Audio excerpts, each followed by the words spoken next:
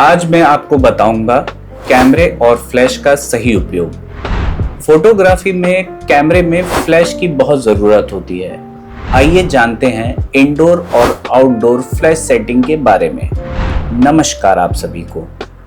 आज मैं आप सबसे फोटोग्राफी में कैमरे फ्लैश का सही उपयोग के बारे में बात करना चाहता हूँ। बहुत से लोगों को लगता है कि फ्लैश का इस्तेमाल केवल अंधेरे में किया जाता है, लेकिन एक अच्छा फोटोग्राफर जानता है कि फ्लैश सिर्फ रोशनी बढ़ाने का साधन नहीं, बल्कि यह तस्वीर की क्वालिटी और डेप्थ को बेहतर बनाने का एक महत्वपूर्ण अंग है।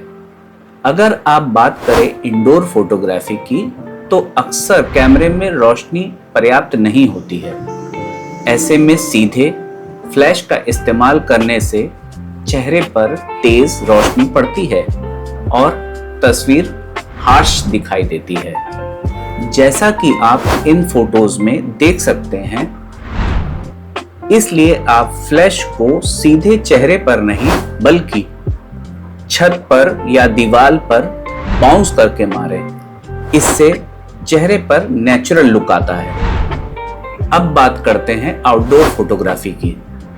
कई लोगों को लगता है कि दिन में फ्लैश की जरूरत नहीं होती है, लेकिन तेज धूप में चेहरे पर बनने वाली गहरी छाया को कम करने के लिए फ्लैश एक बहुत उपयोगी होती है।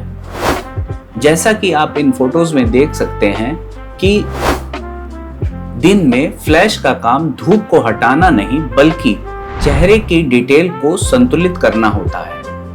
फ्लैश का उपयोग करते समय कैमरे की शटर स्पीड, एपर्चर और ISO का सही संतुलन बनाए रखना बहुत जरूरी है।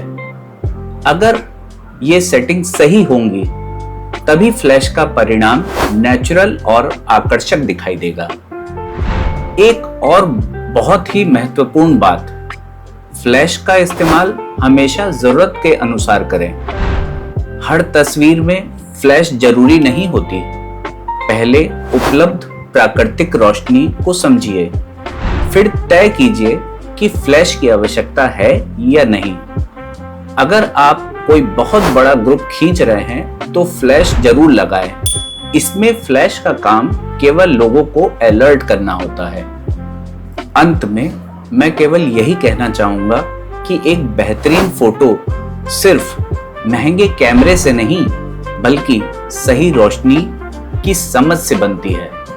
जब आप फ्लैश को सही तरीके से इस्तेमाल करना सीख जाते हैं, तो आपकी तस्वीरें अधिक प्रोफेशनल, संतुलित और प्रभावशाली बन जाती हैं। अगर आपको कोई भी समस्या हो तो हमें बताएं। नमस्कार।